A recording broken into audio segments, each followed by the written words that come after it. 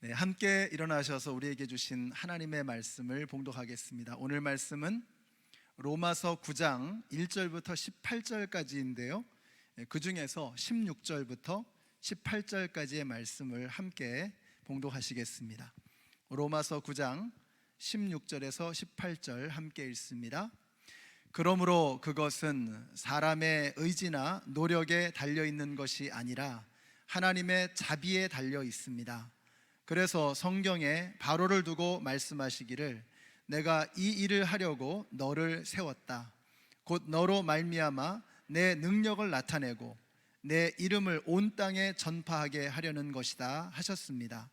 그러므로 하나님께서는 긍휼히 여기시는 자고자 하는 사람을 긍휼히 여기시고 완악하게 하시고자 하는 사람을 완악하게 하십니다. 아멘. 우리 옆에 계신 분들에게 한번 축복해 주세요. 하늘 복 받으세요. 하늘 복 받으세요. 네, 사랑합니다. 축복합니다. 네, 하늘 복 받으세요. 네, 오늘 오해가 풀려야 은혜가 흐른다라는 제목으로 하나님 말씀 증거하겠습니다. 열심히 신앙생활을 하고 또 믿음이 성장하다가 신앙의 열심도 식고 믿음의 성장도 멈추는 일을 우리는 종종 봅니다.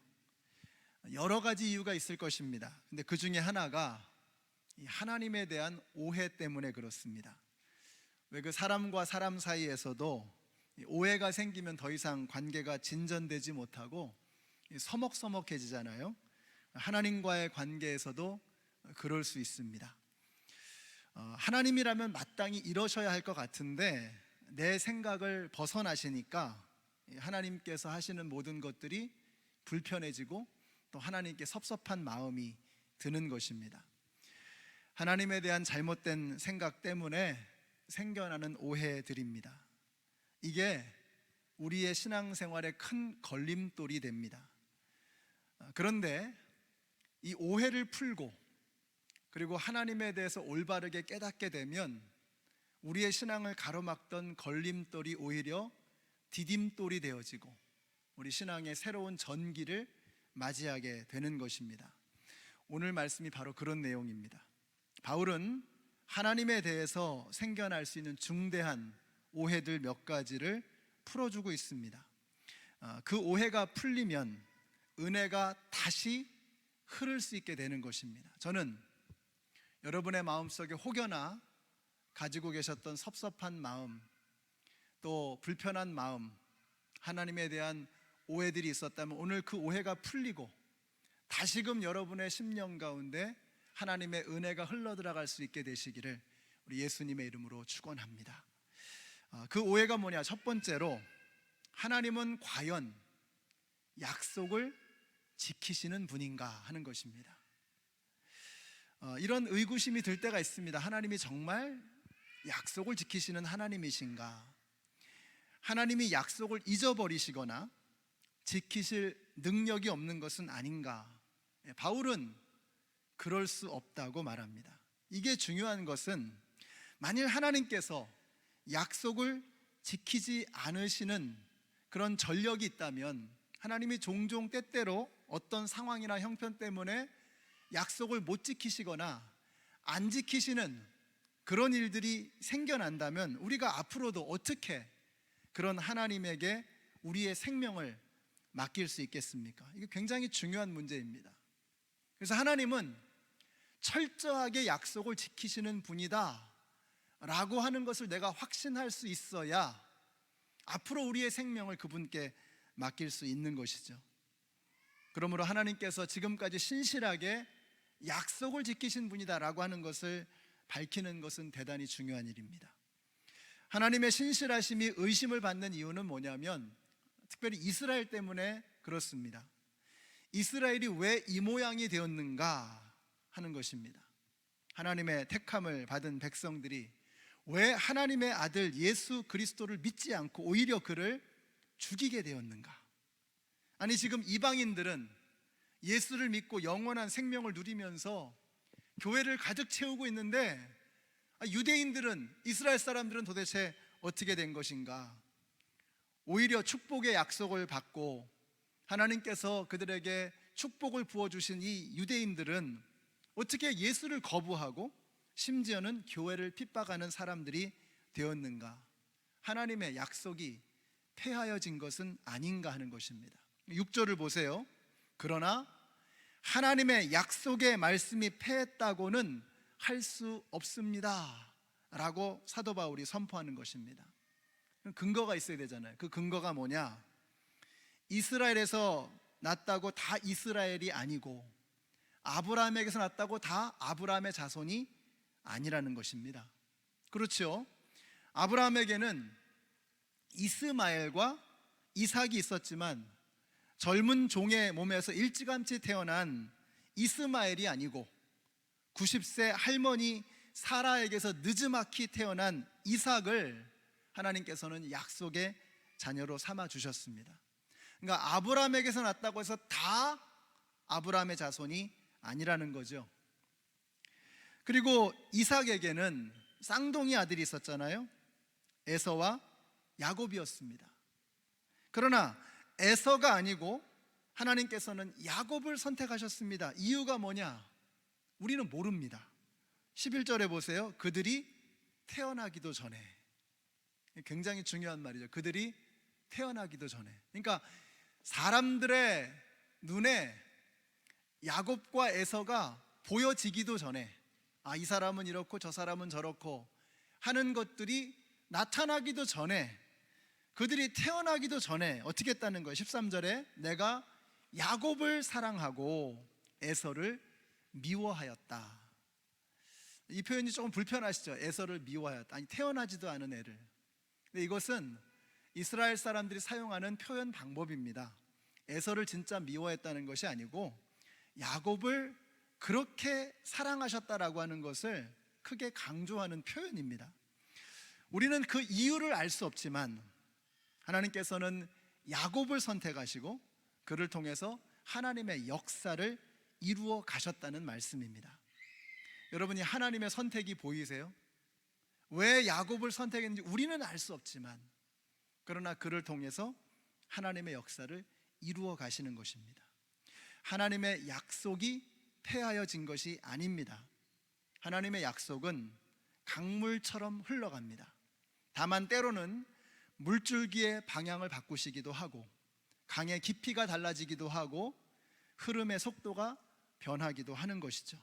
하나님의 약속은 폐하여질 수 없다는 것입니다. 우리의 눈에는 굽이쳐 흐르는 것 같지만 그러나 하나님의 약속은 강물처럼 변하지 않고 흘러간다는 것입니다. 아브라함 한 사람에게서 시작된 하나님의 역사는 이제 이스라엘 백성들을 통해서 흐르고요, 이제는 온 세상을 향해서 흘러가는 것입니다. 그래서 복음이 예루살렘에서 시작되어 온 유대와 사마리아와 땅끝까지 이르게 되는 것입니다. 여러분, 하나님의 약속, 하나님의 말씀, 하나님의 신실하심은 폐하여질 수 없는 것입니다. 그래서 우리 예수님도 말씀하셨어요. 천지는 없어지겠으나 내 말은 없어지지 아니하리라. 여러분, 세상의 모든 것이 흔들리고 변하고 사라지지만 하나님의 말씀, 하나님의 약속, 하나님의 신실하심은 변하지 않는 것을 믿으시기 바랍니다. 이게 우리의 믿음에 있어서 굉장히 중요한 것입니다. 이 걸림돌을 넘어가야 우리의 믿음이 성장할 수 있어요. 수천 년을 흘러온 하나님의 은혜의 강줄기는 지금도 멈추지 않고 우리 가운데로 흘러 들어가고 있습니다. 하나님의 약속은 폐할 수 없느니라.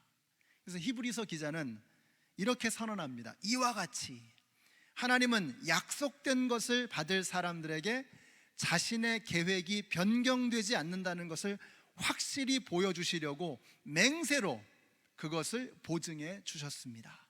하나님은 거짓말을 하실 수 없기 때문에 그분이 하신 약속과 맹세는 절대로 변할 수 없습니다. 그러므로 우리 앞에 있는 희망을 붙들려고 피난처를 향해 가는 우리는 큰 용기를 얻습니다. 우리가 가진 이 희망은 영혼의 닷과 같아서 튼튼하고 안전하여 휘장 안에 있는 지성소에 들어갑니다. 사랑하는 성도 여러분, 하나님의 계획은 변경되거나 중단되거나 수정되어지거나 좌절되어질 수 없습니다. 왜 그렇습니까? 하나님은 약속을 지키시는 하나님, 그 하나님의 계획은 변하지 않기 때문입니다. 도무지 거짓말을 하실 수 없는 하나님이세요. 그래서 하나님께서 맹세를 하시는 겁니다. 그러므로 우리는 희망의 닻을 내리고, 이 흔들리는 세상 속에서 희망의 닻을 내리고 거룩한 지성소로 담대하게 들어가는 것입니다. 우리 같이 한번 읽어보실까요? 시작.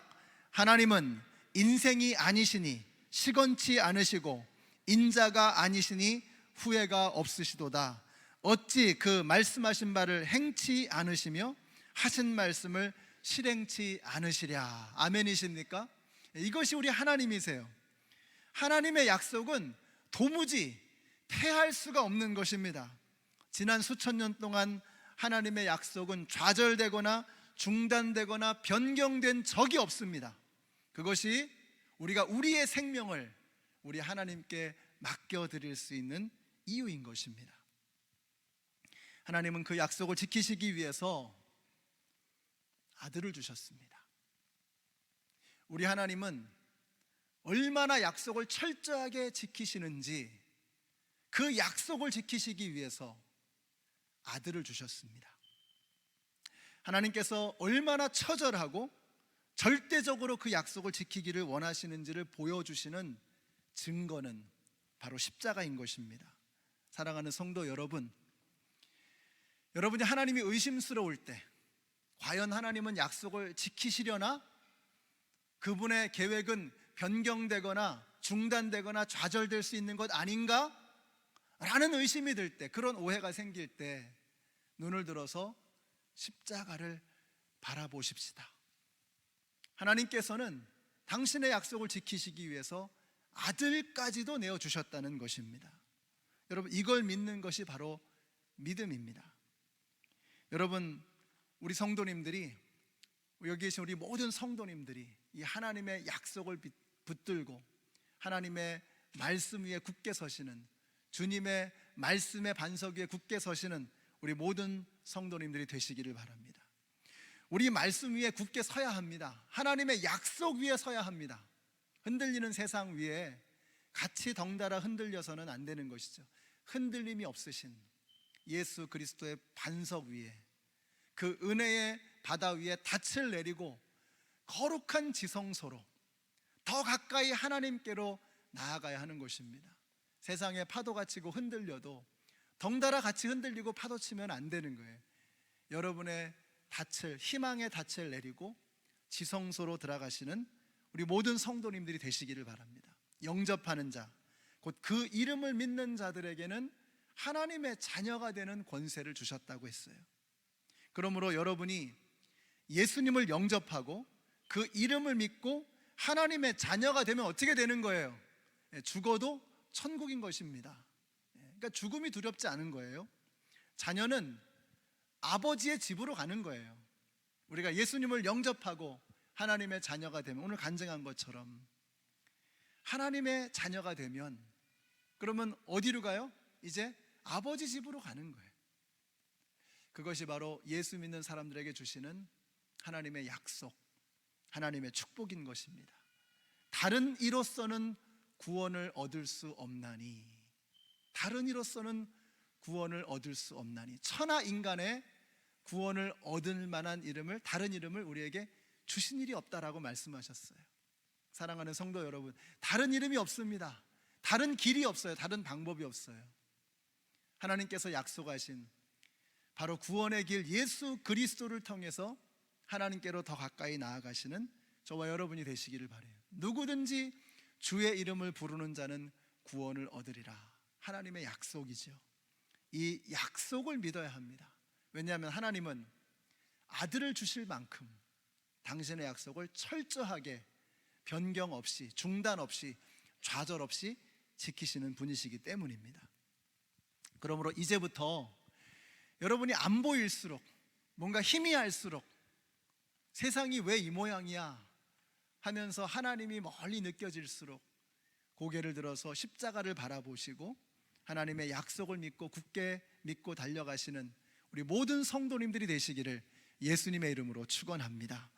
두 번째 오해는 하나님이 불공평하신 거 아니야? 라는 오해입니다. 왜 하나님은 이스마엘이 아니고 이삭을 선택하셨나? 아니 어떻게 에서가 아니고 야곱을 선택하셨나? 아니 공평하신 하나님이라면 어떻게 누구는 선택하시고 누구는 아니고, 이거 너무하신 거 아닌가? 라는 생각입니다. 여러분 솔직히 말씀드리면 저는 그 답을 모르겠습니다. 왜? 잘 모르겠어요. 근데 저 자신을 보면 그게 너무나 분명한 거예요. 도대체 기준을 모르겠다. 어떻게 이런 인간을 구원해 주셨나?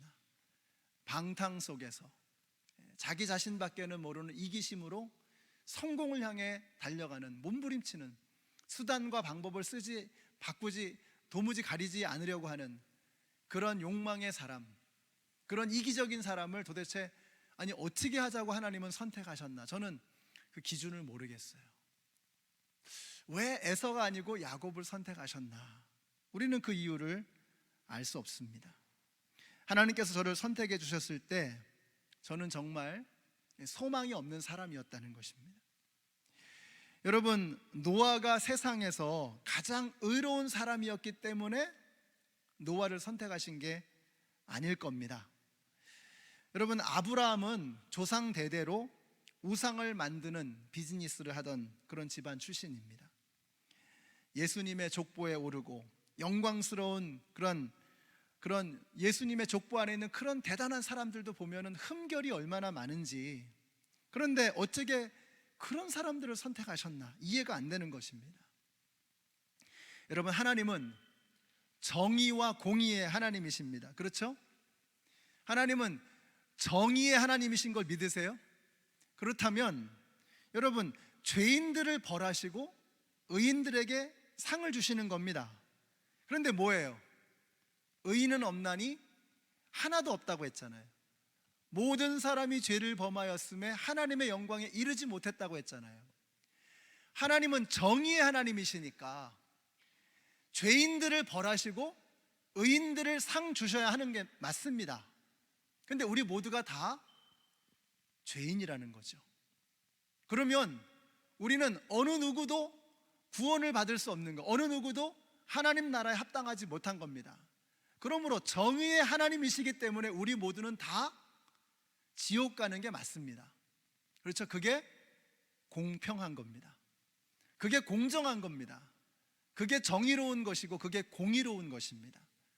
그러니까 우리가 다 지옥 가는 게 맞는 거예요. 근데 하나님은 사랑의 하나님이세요. 우리를 그냥 지옥 가는 것을 두고 보실 수가 없는 긍휼과 자비의 하나님이십니다.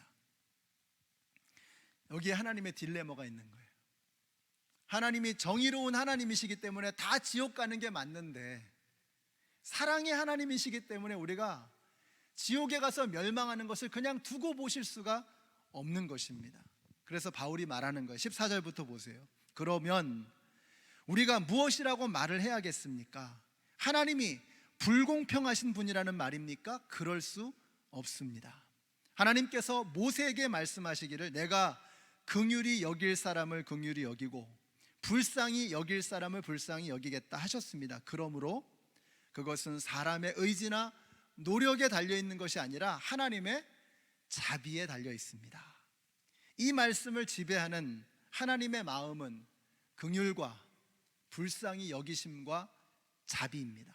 하나님은 공평하시고 정의로우셔서 죄인들을 벌하십니다. 그냥 두시면 정의의 하나님이 아닌 거예요. 죄를 보고 죄인들이 잘 되는 것을 보고 그냥 끝까지 가만히 계신다면 그건 정의로운 하나님이 아니잖아요. 공의로운 하나님이 아니잖아요. 그게 not fair한 겁니다. 죄인들은 다 지옥 가고 죽어 마땅한 것입니다. 왜냐하면 죄의 삭은 사망이라고 했으니까요. 그러나 자비와 긍휼의 하나님, 사랑의 하나님은 우리가 소망 없이 죽는 것을 그냥 두고 보실 수가 없었던 겁니다. 그래서 살 길을 열어주셨어요. 그것이 바로 예수 그리스도이십니다. 하나님께서는 우리에게 사형 언도를 내리신 거예요. 너희가 정령 죽으리라. 죄 지은 우리는 죽어 마땅한 것입니다. 하나님께서 우리에게 이미 사형 언도를 내리셨어요. 이미 내리신 사형 언도이기 때문에 그 사형 언도를 돌이키실 방법이 없는 거예요. 그 사형 언도는 선포된 것입니다. 그럼 어떻게 해야 되느냐? 그래서 그 언도되어진 사형 선고가 누구에게? 우리에게 쏟아지는 것이 아니라 우리를 끌어안으시는 예수 그리스도에게 쏟아진 거예요. 그래서 예수님이 죽으신 것입니다. 우리를 대신해서 우리가 죽어야 할 그 자리에 예수님이 죽으신 것입니다. 그러므로 하나님은 여전히 공의로우신 하나님이십니다. 정의로우신 하나님이십니다. 그분은 fair하세요. 정의로우십니다. 근데 그분의 사랑이 바로 우리를 감싸 대신 죽으신 예수 그리스도 위에서 빛을 발하게 되는 것입니다. 누구든지 그 예수의 이름을 믿으면 구원을 받는다고 말씀하셨어요. 아들이 있는 자에게는 생명이 있고 하나님의 아들이 없는 자에게는 생명이 없느니라. 우리가 살 길을 열어주신 것입니다. 왜 저 사람은 선택받지 못하고 나는 선택을 받았는가? 왜 저 사람은 내버려 두시고 나는 매를 쳐서라도 여기 데리고 오셨는가? 저는 솔직히 그 답을 알지 못합니다. 빌딩이 무너져서 여러 사람이 깔려 죽어가는데 911 대원이 와서 나를 구출했습니다. 왜 내가 살게 되었는지 나는 그 이유를 모를 겁니다. 그리고 나를 살려준 911 대원에게 당신은 불공평합니다 라고 말할 수 없을 것입니다. 아니, 그럴 자격이 나에게는 없습니다. 하나님이 왜 나를 살리셨나? 죄인인 모든 사람들이 사망의 형벌을 받아야 마땅한데 하나님께서 왜 나를 살리셨나? 왜 나를 죄 없다고 인정해 주시고 나에게 영원한 생명을 주셨는지 우리는 그 이유를 알 수 없습니다. 우리가 할 수 있는 일은 한 가지. 우리가 할 수 있는 일은 한 가지. 감사하는 것입니다. 회개하는 사람은요, 회개에 합당한 열매를 맺어야 하는 겁니다. 회개한다고 하면서 입으로만 회개하고 입 싹 씻으면 그 사람의 회개의 진실성은 의심되어질 수밖에 없는 거죠. 여러분, 감사한다고 하는 사람은 감사에 합당한 열매를 맺어야 되는 거예요. 감사한다고 말만 하고 그 감사에 합당한 삶의 열매를 맺지 못한다면 그것은 그 감사의 진실성이 의심되어질 수밖에 없는 것 아니겠습니까? 우리가 이유 없이 정말 왜 나를 구원해 주셨는지 알지 못하지만 마땅히 죽어서 지옥불에 불타야 할 우리를 하나님께서 구원해 주시고 영원한 생명을 주셨습니다. 우리가 할 수 있는 것은 감사밖에 없어요. 하나님 불공평합니다. 불평할 게 아니고 하나님 왜 저를 살려주셨습니까? 감사밖에 할 수 없다는 것입니다.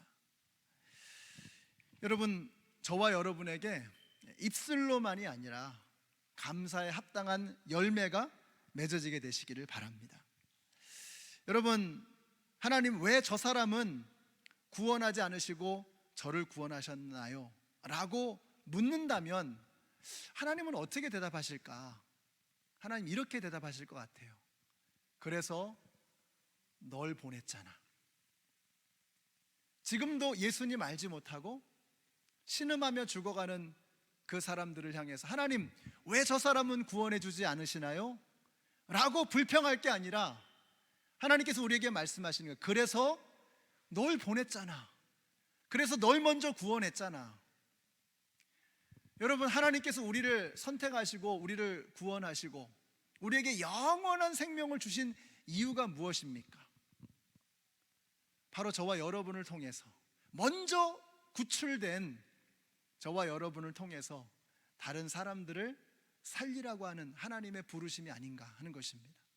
오늘 우리 수나자매님이 예수님을 영접하고 구원을 받고 하나님의 자녀가 되고 세례식을 했습니다.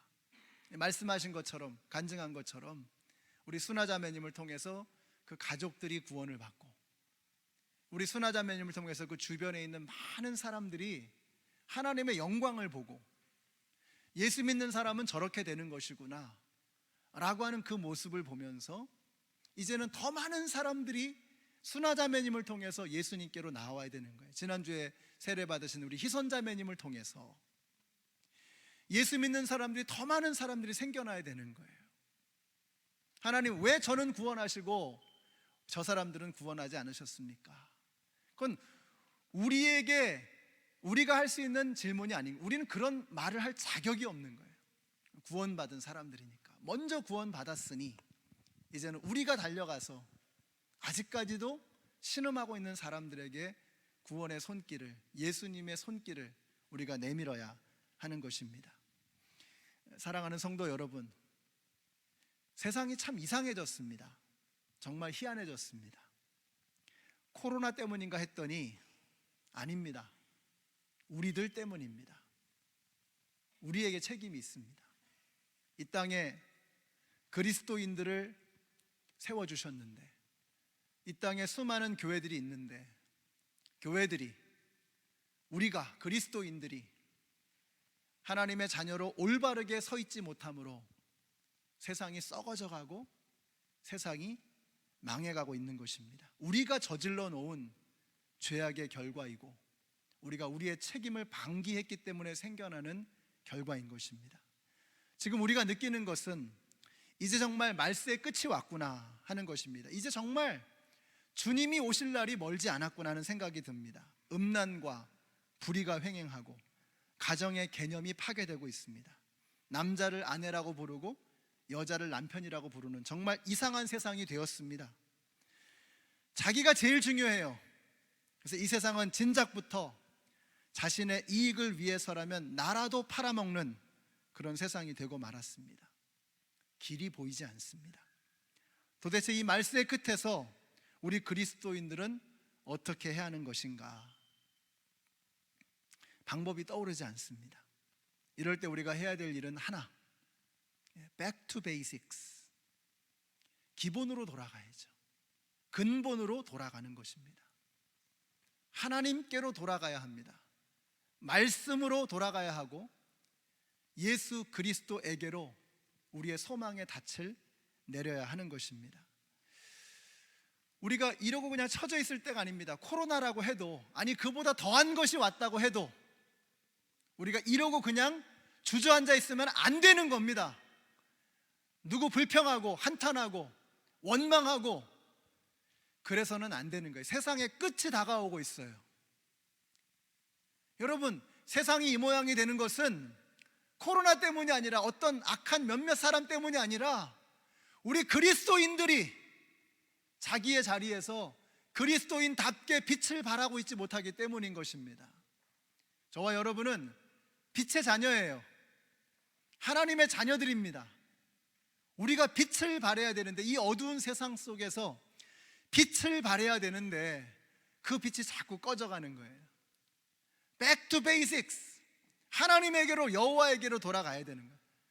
하나님에게로 돌아가 다시 한번 우리에게 빛이 비출 때, 그때 우리를 통해서 이 어두운 세상이 밝아지게 되는 것입니다. 더 이상 누구 탓하지 말고, 나라 탓하지 말고, 지도자 탓하지 말고, 세상 탓하지 말고, 내가 그리스도를 본받는, 정말 그리스도를 닮은 사람, 그리스도인이란 뜻 아닙니까?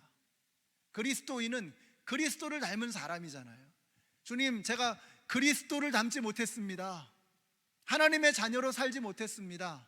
가슴을 치면서 먼저 통회하고 자복하고 이제 그리스도인으로 살기로 결심하고 다짐하는, 그냥 감사합니다 입으로 끝내는 게 아니라 감사의 열매를 맺는 우리 모두가 되시기를 예수님의 이름으로 축원합니다. 기도하겠습니다. 하나님, 감사합니다. 저희들이 이런 죄인, 흉악한 죄인을 살려주신 것을 감사하다고 하면서도 그 감사는 우리의 입술에서만 머물고 있는 것을 봅니다. 이제는 감사에 합당한 열매를 맺게 하여 주시옵소서. 나 같은 죄인을 살려주신 하나님의 은혜를 이제는 우리의 생명을 다해 노래하는 저희들 되게 하여 주시옵소서. 세상에 나아가서 그리스도인 다움을 뽐내며 하나님의 자녀임을 드러낼 수 있는 우리 모든 성도님들 되게 하여 주시옵소서. 예수님의 이름으로 기도드렸습니다. 아멘. 우리 함께 일어나셔서 찬양하시겠습니다. 우리 하나님은 약속을 지키시는 하나님, 우리 하나님은 공평하신 하나님, 그러나 사랑으로 우리를 감싸주시는 하나님이십니다. 그 신실하신 하나님을 바라보면서 함께 찬양하시겠습니다.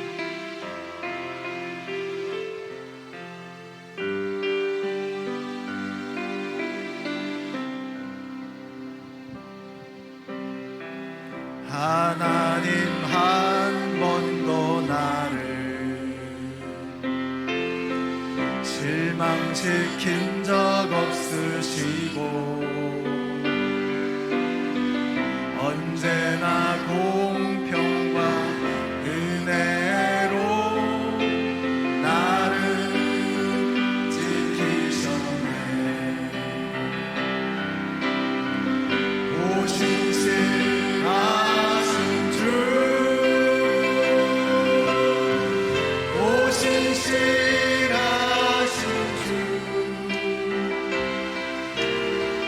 내 너를 떠나지도 않으리라. 내 너를 버리지도 않으리라. 약속하셨던 주님, 그 약속을 지키사 이후로도 영원토록 나를 지키시리라 확신하네. 지나온 모든 세월들, 지나온 모든 세월들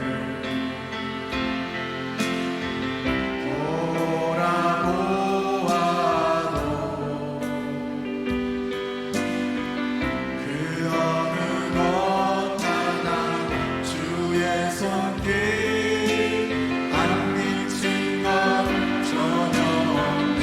우리의 삶을 돌아보며 찬양합니다. 오신실하신 주,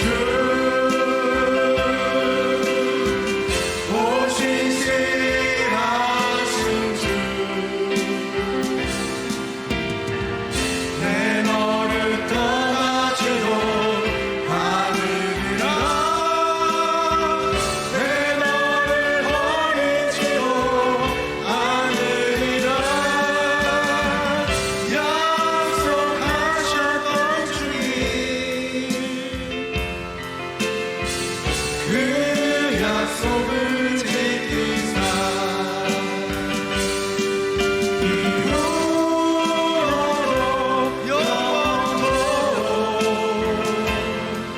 나를 지키시리라 확신하네. 오신실하신 주, 오신실하신 주,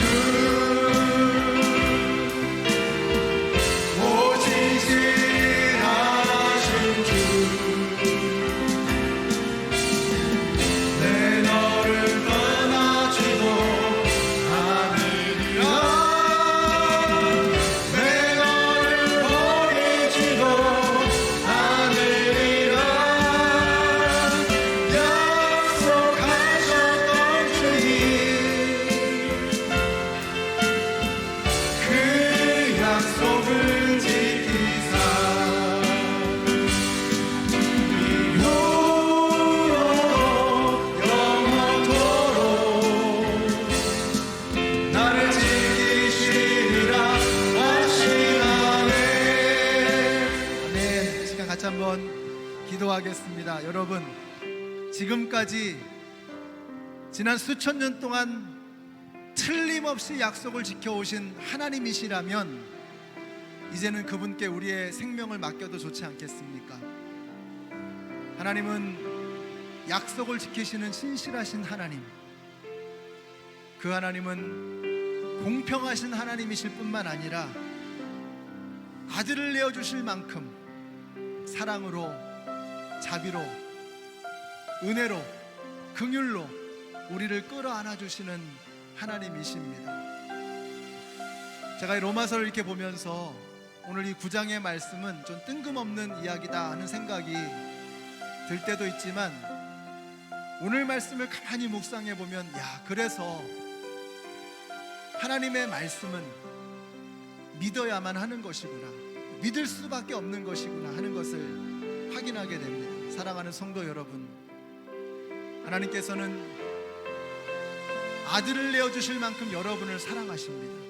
이제 그 하나님을 믿고 그 약속을 믿고 이 미국 땅 이제 새롭게 대통령이 선출되었습니다.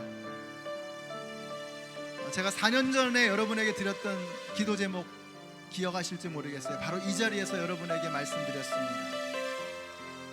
여러분의 입장이나 호불호에 상관없이 이제 대통령이 당선되었으니 트럼프 대통령을 위해서 기도하기 시작이 될 때다라고 말씀드렸어요.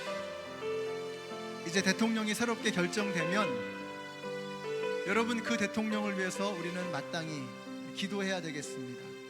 하나님, 이 나라를 지난 200년 동안 지켜주신 하나님, 하나님께서 그 신실하신 하나님의 사랑으로, 그 하나님의 약속으로 이 나라를 붙잡아 주시고, 다시 한번 이곳에 하나님의 말씀이, 그리스도의 계절이, 은혜의 강물이 이 땅 가운데 넘쳐나게 하여 주시고, 미국 땅을 통해서 하나님의 영광이 드러나게 하여 주시고, 겸손하게 무릎 꿇고 회개하는 자들이 되게 하여 주시고, 감사의 찬양이 넘치는 이 나라가 되게 하여 주시옵소서. 여러분, 이 나라를 위해서 기도해 주시고, 또 여러분의 삶을 돌아보면서 신실하게 지금까지 붙들어 주신 하나님의 은혜를 바라보면서 감사의 찬양을 올려드리는 이 시간이 됐으면 좋겠습니다. 우리 같이 합심해서 통성으로 기도하겠습니다. 좋으신 은혜의 하나님, 주님의 은혜를 감사합니다. 신실한 하나님의 약속을 믿고 여기까지 오게 하신 하나님 감사합니다. 하나님, 이 나라가 다시 한번 하나님의 영광을 드러내는 나라가 되어지기를 원합니다. 하나님을 두려워하는 나라가 되어지기를 원합니다. 공의가 강물처럼 정의가 하수와 같이 흐르는 나라가 되어지기를 원합니다. 하나님을 향한 감사의 찬양이 넘쳐나는 나라가 되게 하여 주시옵소서. 이 나라에 그리스도의 계절이 임하게 하여 주시옵소서. 이 나라에 하나님의 영광이 임하게 하여 주시옵소서.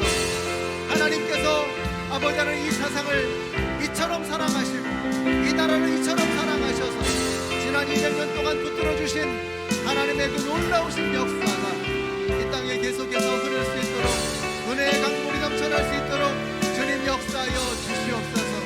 아버지 하나님, 이제는 이 나라에 하나님의 은혜가 강물처럼 흐르게 하여 주시고 하나님의 말씀이 은혜와 같이 흐르게 하여 주시기를 간절히 원합니다. 아버지 하나님, 이제 아버지 우리의 삶 속에 강물과 같이 흐르신 하나님의 은혜를 찬양합니다. 하나님, 여기까지 지켜주신 하나님의 은혜를 이제는 감사하며 찬양하게 하여 주시고 신실하신 하나님을 찬양하게 하여 주시기를 원합니다. 우리 교회에 믿음이 흔들리는 사람이 있습니까? 하나님이 보이지 않는 사람이 있습니까? 과연 하나님은 나를 사랑하시는지, 하나님은 공평하신지, 하나님은 약속을 지키시는지 의심스러운 사람이 있다면 오늘 이 말씀을 통해서 하나님을 향한 흔들림 없는 믿음으로 다시 시작되게 하여 주시기를 원합니다. 우리의 마음속에 오해가 풀려지게 하여 주시고 우리의 마음속에 하나님을 향한 믿음이 싹트게 하여 주시고 이제는 걸림돌이 디딤돌이 이어서 하나님을 향한 더 큰 믿음으로 자라나가는 저희들 모두가 될 수 있도록 하나님 역사하여 주시옵소서. 하나님의 은혜가 더욱더 이 나라 가운데 임하게 하여 주시옵소서. 주님을 바라보는 믿음이 우리 가운데 있게 하여 주시옵소서. 하나님 도와주시옵소서.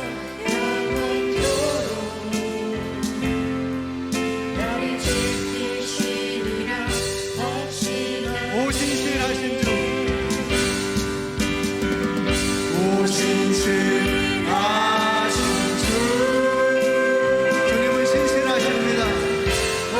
약속을 지키시는 하나님, 공평하신 하나님, 사랑을 우리를 끌어안아주시는 하나님,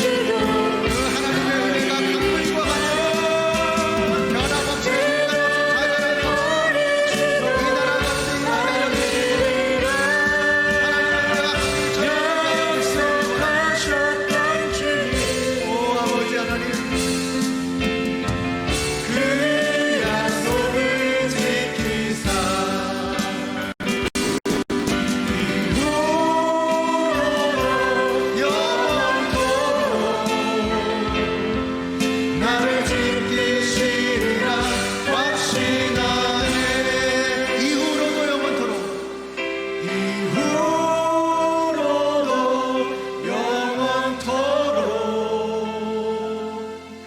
나를 지키시리라 확신하네. 우리 하나님께 영광의 박수 올려드리겠습니다. 할렐루야. 이제는 생명의 근원이 되시는 우리 주 예수 그리스도의 은혜와 하나님 아버지의 그 크신 사랑과 성령님의 교통하심이, 하나님의 약속은 변함이 없고 주님의 공평하심은 절대로 좌절될 수 없는 하나님의 그 신실하심을 믿고 이제는 이 혼란스럽고 어두운 세상 속에서 이제는 희망이 되시고 소망이 되시는 예수 그리스도에게 우리의 영혼의 닻을 내리고 더 깊은 거룩한 지성소로 들어가기를 소원하는 하나님의 모든 백성들 머리 위에, 그리고 이 나라 위에, 그리고 이제는 세상이 더 이상 주인이 아니라 예수 그리스도를 주인으로 모시고 그리스도인으로 살아가기를 소원하는 정수나 성도 위에 이제로부터 영원토록 함께 하시기를 예수님의 이름으로 축원하옵나이다. 아멘.